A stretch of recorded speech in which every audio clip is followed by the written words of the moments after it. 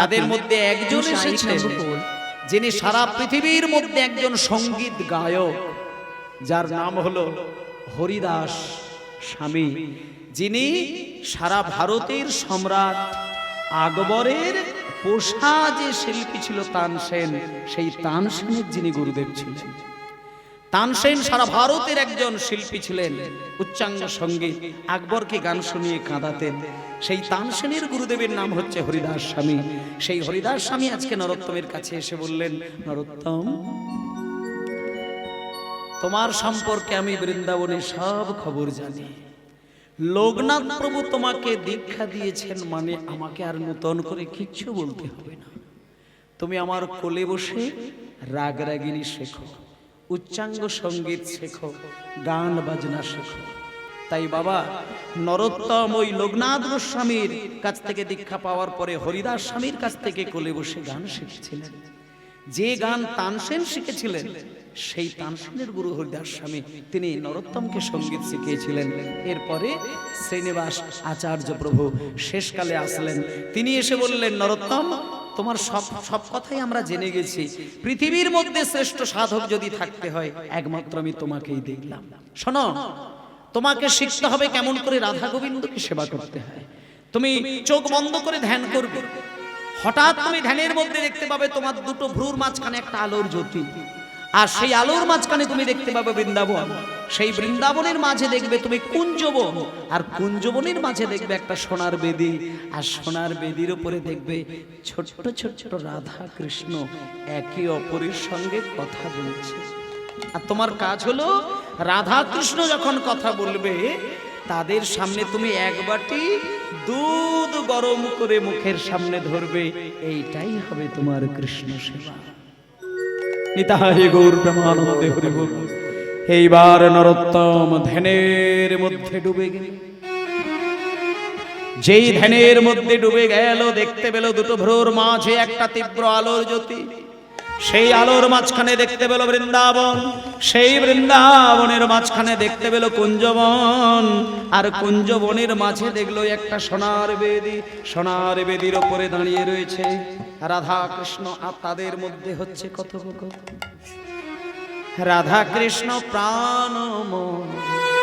আচ্ছা, একটুখানি বললি, এই মুহূর্তে আমি যুগলের একটা গান গাইবো রাধা কৃষ্ণের, কিন্তু এখানে লীলাটা শেষ নয়। লীলাটা শেষ হবে যে জায়গাটা, সেটা হচ্ছে নরোত্তম দাস ঠাকুরের একেবারে জীবন অবসান জায়গায় আসবে, মানে উনি প্রাণ ত্যাগ করবেন, ওইখানে সমাপ্ত হবে। তার আগে কয়েকটা কথা হবে তারপরে। তাই আর একটুখানি মন দিয়ে শুনবেন, তারপর পরবর্তী লীলা, রাস লীলা আপনারা শুনবেন। রাধা কৃষ্ণ প্রাণ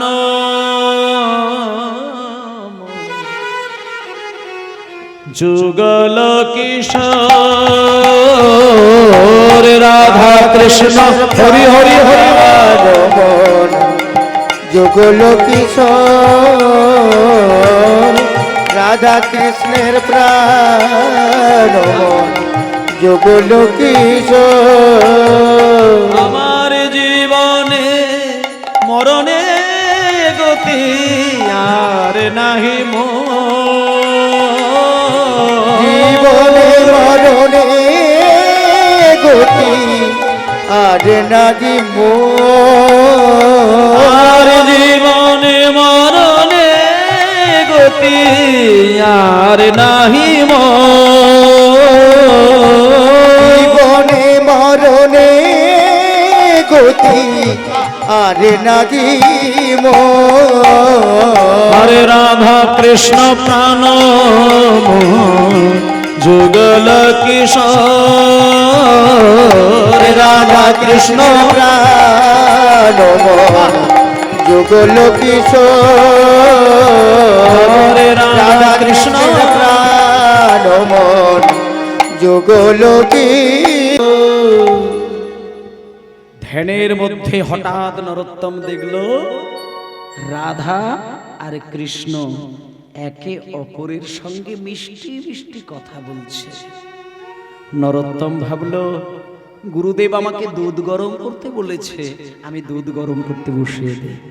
এই বলে তড়িঘড়ি করে কতগুলো শুকনো জ্বালানি কাঠে আগুন দিয়েছে, তার মধ্যে সোনার পাত্র বসিয়েছে, ভর্তি করে দুধ দিয়েছে, আর মনে মনে ভাবছে দুধ গরম হতে তো একটু দেরি আছে, হঠাৎ করেই তো আর দুধ গরম হয়ে যাবে না, একটু সময় লাগবে, এই ফাঁকে আমি একটু রাধা কৃষ্ণের কথা শুনে আসি।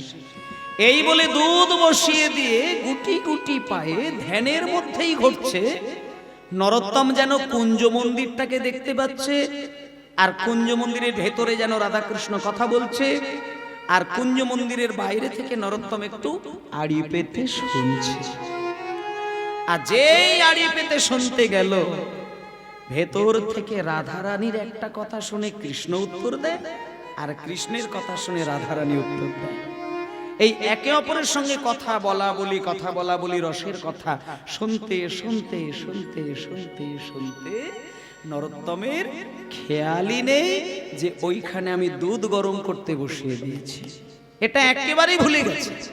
মাঝখানে অনেকটা সময় পার হয়ে গেল, হঠাৎ ওইদিকে আগুন উঠে গিয়ে দুধের বাটি লাল হয়ে গিয়ে সব দুধ উতলে গিয়ে আঁচের মধ্যে যেই ধপাস করে পড়লো, সেই পোড়া দুধের গন্ধ নরোত্তমের নাকে এলো। যেই দুধের গন্ধ নাকে এসেছে, নরোত্তম ছুটে গিয়ে দুধের বাটি নামাতে গেছে, দেখলো দুধের বাটি লাল হয়ে গেছে, একবারে গনগন গনগনে লাল, আর দুধ সব পড়ে গেছে। শুধু বাটির মধ্যে ওই একটুখানি ছিটে পোটা কণা দুধ ওই তলায় রয়েছে।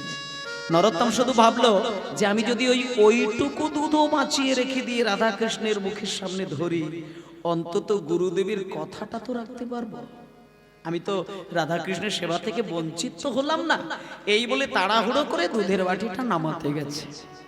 মানে মাথায় তার হুঁশ নেই যে বাটি যেখানে আঁচের মধ্যে লাল হয়ে গেছে, সেটা ধরা মানে মিনিমাম একটা কাপড় দিয়ে ধরার দরকার, সেটা খেয়াল নেই। খালি হাতেই হাতটা বাড়িয়ে যেই দুধের বাটি ধরে নামাতে গেল, ছ্যাঁকা লেগে গিয়ে ধ্যানটা ভেঙে গেল। আর যেই ধ্যান ভেঙে গেল, নরোত্তম সবার প্রথমেই হাতের দিকে তাকাল। হাতের দিকে যেই নরোত্তম তাকিয়েছে, অদ্ভুত ভাবে দেখতে পেল ধ্যানের মধ্যে ফসকা পড়ল।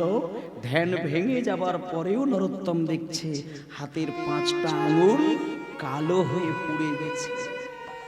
তাই গৌর হরি বল, হরি বল, হরি বল। অসহ্য যন্ত্রণা, হাতটা সম্পূর্ণ পুড়ে গেছে, কালো হয়ে গেছে হাতটা। আর সেই ফসকা পোড়া পোড়া হাত আঁচলের মধ্যে লুকিয়ে নিয়ে নরোত্তম কাঁদতে কাঁদতে শ্রীনিবাস আচার্য প্রভুর কাছে ছুটে গেল। নরোত্তম শুধু একটা কথা ভাবলো, আমি গুরুদেবের প্রথম দিনের সেবার অধিকারী আমি হতে পারলাম না, আমি কথা রাখতে পারলাম না, তাই আমার এই পোড়া হাত নিয়ে গিয়ে গুরুদেবের কাছে গিয়ে আমি সব জানিয়ে দেব, যাতে উনি আমায় কৃপা করেন। তাই সঙ্গে সঙ্গে নরোত্তম হাতটা আঁচলের মধ্যে লুকিয়ে নিয়ে, ও হে গুরুদেব,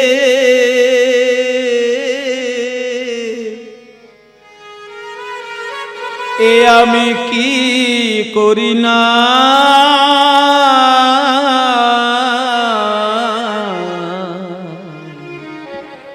ও হে গুরুদেব,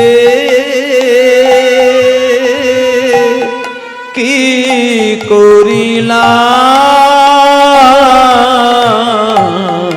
ও হে গুরুদেব,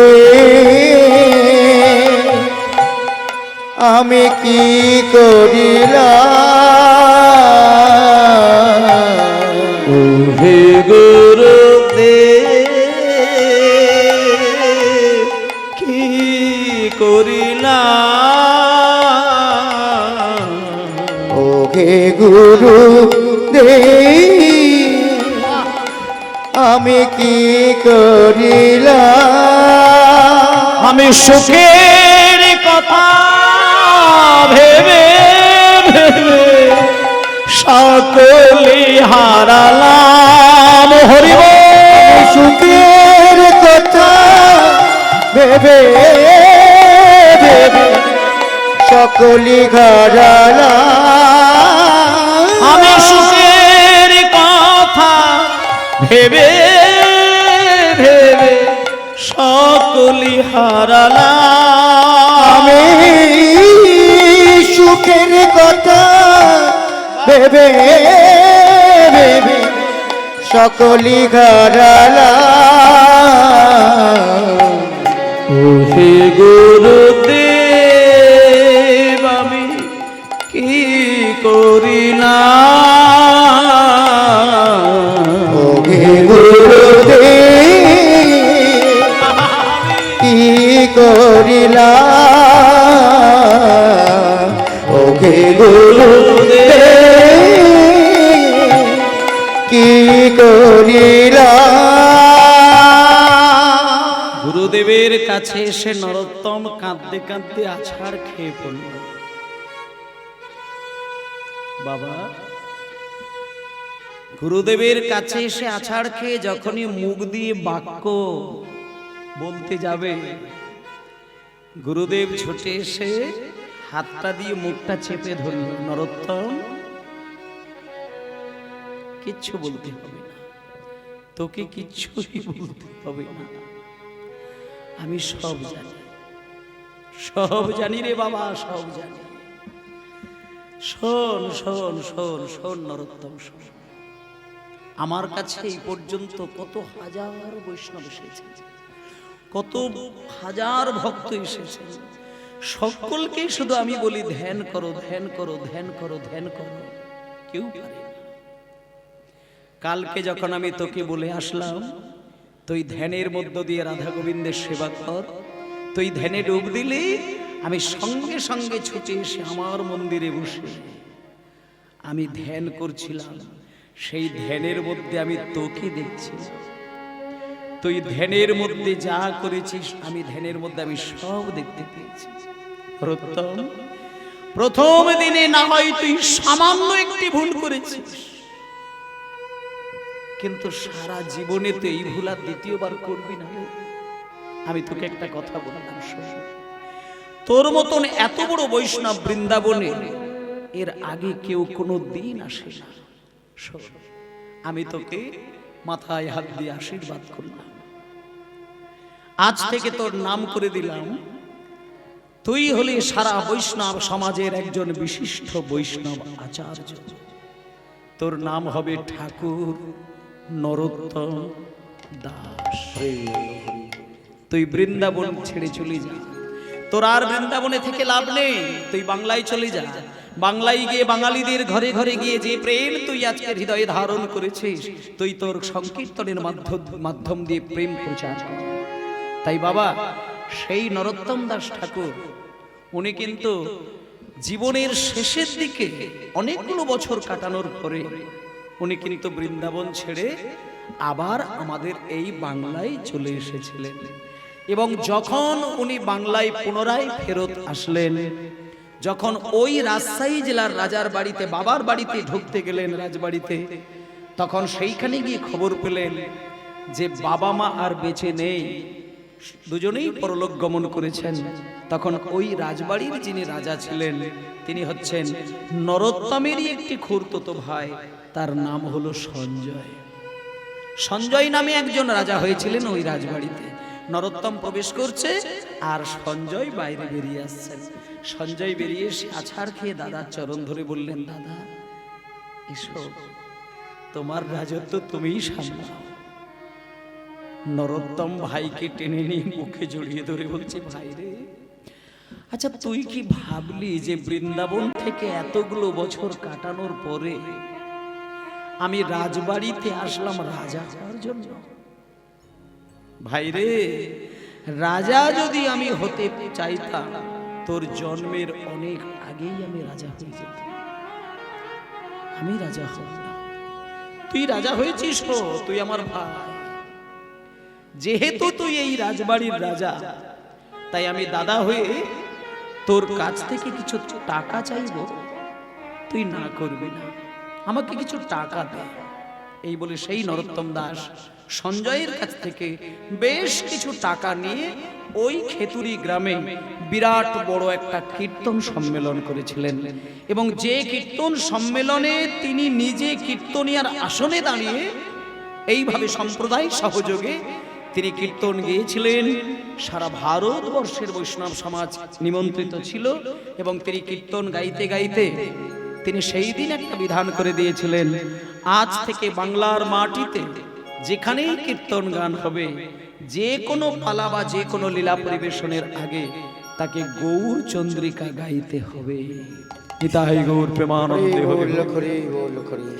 এই যে গৌর চন্দ্রিকা গাইবার যে একটা বিশেষ নিয়ম, এটা একমাত্র নরোত্তম দাস প্রচার করলেন, তার আগে ছিল না। এবার সেই নরোত্তম দাস ঠাকুর সারা বাংলা ছুটে ছুটে গিয়ে তিনি কিন্তু হরিনাম বিতরণ করেছিলেন এবং বেশ কিছু মানুষকে তিনি দীক্ষাও দিয়েছিলেন। কিন্তু ভক্তমণ্ডলী মায়েরা, তিনি দীক্ষা দিয়েছিলেন ব্রাহ্মণ অব্রাহ্মণ সকলকেই দীক্ষা দিয়েছিলেন। অবশেষে নরোত্তম দাস ঠাকুর একদিন ধ্যান করতে বসে গেলেন। ধ্যানের মধ্যে এমন ভাবে ডুব দিয়েছেন নরোত্তম দাস, 1 সপ্তাহ কেটে গেল, ধ্যান ভাঙেনি। একদিন করে 7টা দিন কেটে যায়, নরোত্তম দাসের ধ্যান ভাঙলো না। কিন্তু মায়েরা, নরোত্তম দাসের ভক্ত যারা, তারা তো জানে যে তিনি ধ্যান করছেন, কিন্তু নরোত্তম দাস ঠাকুরকে যারা পছন্দ করেন না, তারা নরোত্তম দাসের সম্পর্কে উল্টো পাল্টা কথা বলছেন এবং অবশেষে নরোত্তম দাসের দেহটাকে তুলে নিয়ে চিতার উপরে গিয়ে শুইয়ে দিলেন, আগুন ধরিয়ে দেবার চক্রান্ত করলেন। তখন কিছু অনুরাগী ভক্ত গিয়ে আছাড় খেয়ে নরোত্তম দাসের অঙ্গ ভিজিয়ে দিলেন। গুরুদেব, এ আপনি কি করছেন? আপনি উঠুন, আপনি জাগুন, আপনি দেখান সাধনার শক্তি।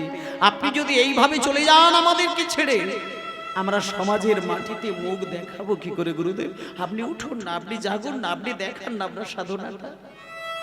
কাঁদতে কাঁদতে চোখের জল যখন নরোত্তম দাসের অঙ্গে পড়ল, সেই চিতার উপরেই নরোত্তম দাস ঠাকুরের ধ্যান ভাঙল এবং ধ্যান ভেঙে এই গানটা তিনি গিয়েছিলেন। গৌরাঙ্গ বলিতে হবে পুলক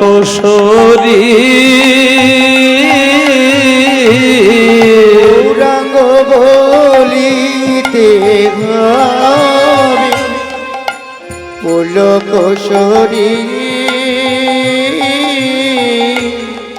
গৌরাঙ্গ বলিতে হবে পুলক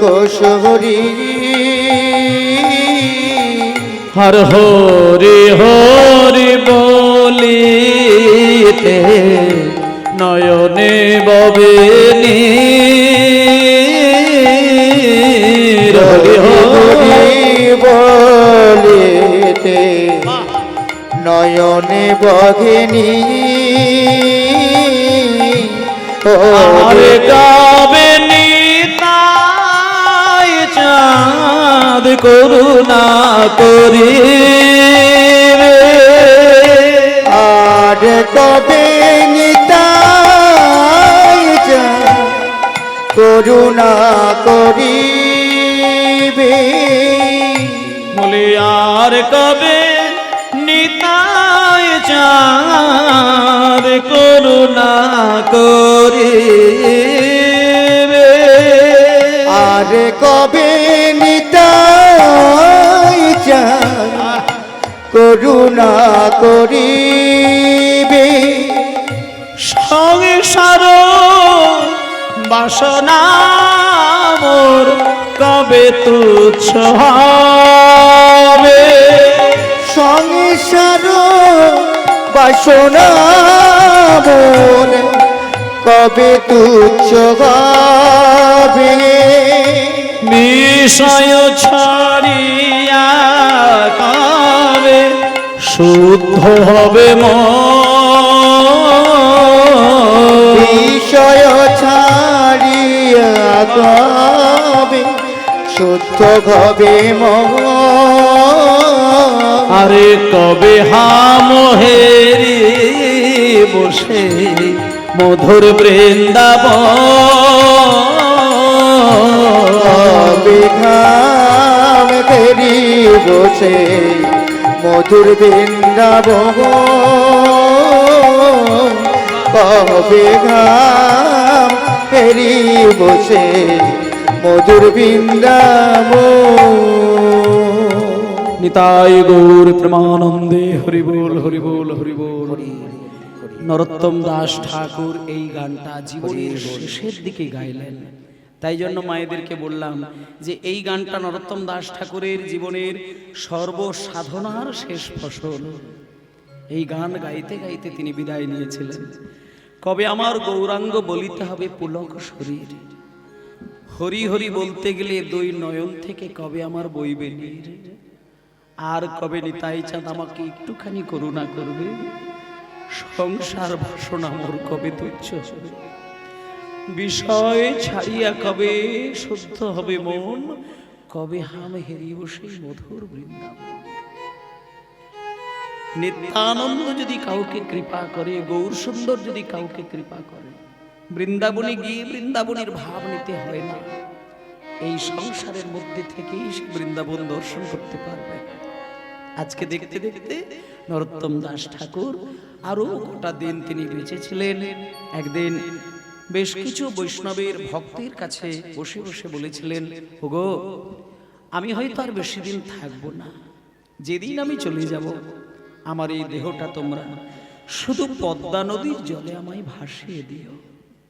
বলতে বলতেই মায়েরা নরোত্তম দাস ঠাকুর সবার কোলে মাথা রেখে বিদায় নিলেন। ভক্তগণ চোখের জলে দেহটাকে নিয়ে পদ্মার জলে ভাসিয়ে দিয়েছিলেন।